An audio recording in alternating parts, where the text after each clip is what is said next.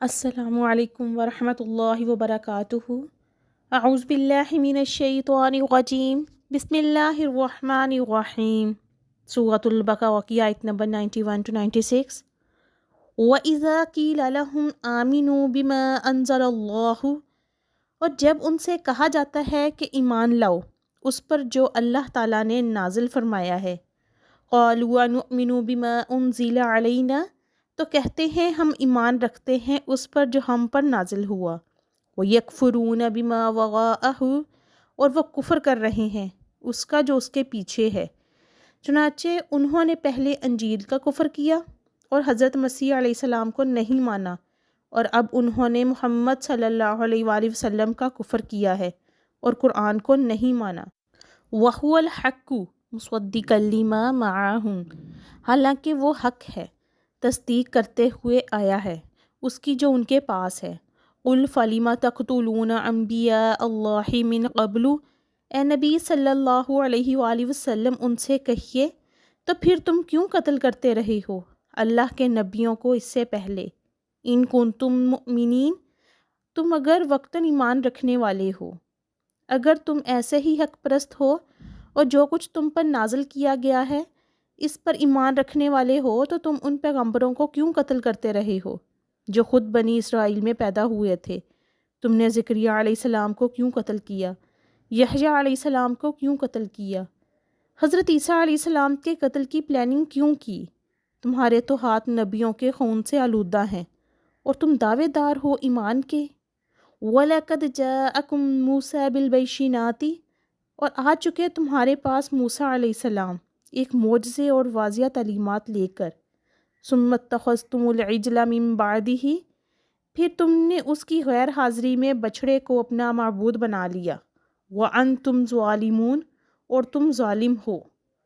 وَإِذْ أَخَذْنَا مِيثَاقَكُمْ وَرَفَعْنَا فَوْقَكُمُ الطُّورَ، اور یاد کرو جب ہم نے تم سے عہد لیا تھا اور تمہارے اوپر کوہ طور کو معلق کر دیا تھا۔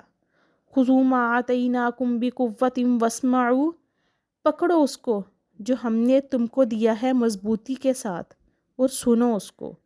ہم نے تاکید کی تھی کہ جو ہدایات ہم دے رہے ہیں ان کی سختی کے ساتھ پابندی کرو اور کان لگا کر سنو۔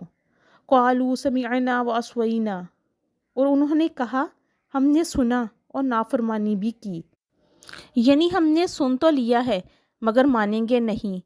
قوم یہود کی یہ بھی ایک دیرینہ بیماری تھی کہ زبان کو ذرا سا مروڑ کر الفاظ کو اس طرح بدل دیتے تھے کہ بات کا مفہوم ہی یکسر بدل جائے۔ چنانچہ سمعنا و طاعنا کی بجائے سمعنا و عصینا کہتے۔ حضرت موسیٰ علیہ السلام کے ساتھ جو منافقین تھے ان کا بھی یہی وتیرہ تھا۔ ان کی جب سرزنش کی جاتی تو کہتے تھے کہ ہم نے تو کہا تھا سمعنا و طاعنا، آپ کی اپنی سماعت میں کوئی خلل ہوگا۔ وَأُشْرِبُوا فِي قُلُوبِهِمُ الْعِجْلَ بِكُفْرِهِمْ، اور پلا دی گئی ان کے دلوں میں بچھڑے کی محبت ان کے اس کفر کی پاداش میں۔ قُلْ بِئْسَ مَا يَأْمُرُكُمْ بِهِ إِيمَانُكُمْ، کہیے بہت ہی بری ہیں یہ باتیں جن کا حکم دے رہا ہے تمہیں تمہارا ایمان۔ ان کنتم مؤمنین، اگر تم مومن ہو۔ یہ عجیب ایمان ہے جو تمہیں اس بری حرکات کا حکم دیتا ہے کہ ایمان کے ساتھ ایسی حرکتیں ممکن ہوتی ہیں۔ آگے پھر ایک بہت ہی آفاقی سچائی، یونیورسل ٹروتھ کا بیان ہو رہا ہے جس کو پڑھتے ہوئے خود داروں بینی کی ضرورت ہے۔ یہود کو یہ ضم تھا کہ ہم تو اللہ کے بڑے چہیتے ہیں، لاڈلے ہیں، اس کے بیٹوں کی مانند ہیں، ہم اولیاء اللہ ہیں، ہم اس کے پسندیدہ اور چنیدہ لوگوں میں ہیں، لہٰذا آخرت کا گھر ہمارے ہی لیے ہے۔ چنانچہ ان کے سامنے ایک لیمرس ٹیسٹ رکھا گیا، واضح رہے کہ یہ ٹیسٹ میرے اور آپ کے لیے بھی ہے۔ قُلْ إِنْ كَانَتْ لَكُمُ الدَّارُ الْآخِرَةُ عِنْدَ اللَّهِ خَالِصَةً مِّن دُونِ النَّاسِ، اے نبی صلی اللہ علیہ وآلہ وسلم ان سے کہیے اگر تمہارے لیے آخرت کا گھر اللہ کے پاس خالص کر دیا گیا ہے دوسرے لوگوں کو چھوڑ کر، یعنی تمہارے لیے جنت مخصوص ہو چکی ہے، ریزرو ہو چکی ہے تمہارے لیے، تو تم مرتے ہی جنت میں پہنچا دیے جاؤ گے۔ فَتَمَنَّوُا الْمَوْتَ إِن كُنتُمْ صَادِقِينَ، تب تو تمہیں موت کی تمنا کرنی چاہیے اگر تم اپنے اس خیال میں سچے ہو۔ اگر تمہیں جنت میں داخل ہونے کا اتنا ہی یقین ہے پھر تو تمہیں دنیا میں رہنا ایک تم پر اور تمہاری زندگی پر گناہ گزرتا ہوگا۔ یہاں تو بہت ہی سی کلفتیں ہیں، یہاں تو انسان کو بڑی مشقت اور شدید کلفت اٹھانی پڑتی ہے۔ جس شخص کو یہ یقین ہو کہ اس دنیا کے بعد آخرت کی زندگی ہے اور وہاں میرا مقام جنت میں ہے، تو اسے یہ زندگی اثاثہ، ایسٹ نہیں، ذمہ داری معلوم ہونی چاہیے۔ اسے تو دنیا قید خانہ نظر آنی چاہیے۔ جیسی حدیث ہے کہ نبی کریم صلی اللہ علیہ وآلہ وسلم نے فرمایا، دنیا مومن کے لیے قید خانہ اور کافر کے لیے جنت ہے۔ اگر کسی شخص کا آخرت پر ایمان ہے اور اللہ کے ساتھ اس کا معاملہ خلوص پر مبنی ہے، نہ کہ دھوکے بازی پر، تو اس کا کم سے کم تقاضا یہ ہے کہ اسے دنیا میں زیادہ دیر تک زندہ رہنے کی آرزو تو نہ ہو۔ اس کا جائزہ ہر شخص خود لگا سکتا ہے۔ قرآن میں آیا ہے، بل الانسان علی نفسہ بصیرہ، بلکہ آدمی اپنے لیے آپ دلیل ہے۔ ہر انسان کو خوب معلوم ہے کہ میں کہاں کھڑا ہوں۔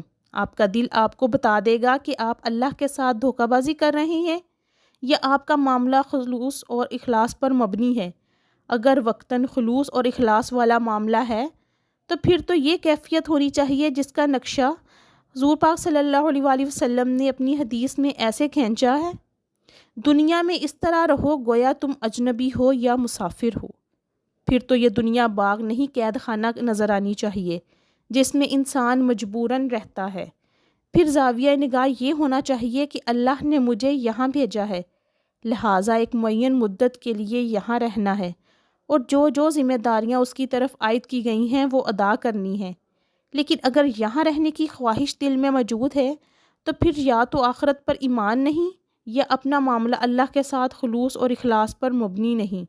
یہ گویا لمٹ سٹیٹس ہے۔ وَلَن يَتَمَنَّوْنَهُ أَبَدًا، اور یہ ہرگز آرزو نہیں کریں گے موت کی، بِمَا قَدَّمَتْ أَيْدِيهِمْ، بسبب ان کرتوتوں کے جو ان کے ہاتھوں نے آگے بھیجے ہوئے ہیں۔ ہر شخص کو خود معلوم ہے کہ میں نے کیا کمائی کی ہے، کیا آگے بھیجی ہے اور کیا اپنے لیے یہاں پر کمایا ہے۔ وَاللَّهُ عَلِيمٌ بِالظَّالِمِينَ، اور اللہ ان ظالموں سے بخوبی واقف ہے۔ وَلَتَجِدَنَّهُمْ أَحْرَصَ النَّاسِ عَلَىٰ حَيَاةٍ، اور تم انہیں پاؤ گے تمام انسانوں سے زیادہ حریص اس دنیا کی زندگی پر۔ وَمِنَ الَّذِينَ أَشْرَكُوا، حتیٰ کہ مشرکوں سے بھی زیادہ حریص، کہ اس معاملے میں مشرکوں سے بھی بڑے ہوئے ہیں۔ مشرکین نے اہل ایمان کے ساتھ مقابلہ کیا تو کھل کر کیا، میدان میں آ کر آمنے سامنے ان کے ساتھ ڈٹ کر کیا، اپنی جانیں اپنے باطل معبودوں کے لیے قربان کی، جبکہ یہودیوں میں یہ ہمت و جرت قطعاً نہیں تھی کہ وہ جان ہتھیلی پر رکھ کر میدان میں آ سکیں۔ ان کے بارے میں سورۃ الحشر میں یہ الفاظ آئے ہیں، لا یقاتلونکم جمیعا الا فی قری محصنۃ او من وراء جدر، یہ سب مل کر بھی تم سے جنگ نہ کر سکیں گے مگر قلعہ بند بستیوں میں یا دیواروں کی اوٹ سے۔ چنانچہ یہود کبھی بھی سامنے آ کر مسلمانوں کا مقابلہ نہیں کر سکے، اس لیے کہ انہیں اپنی جانیں بہت عزیز تھیں۔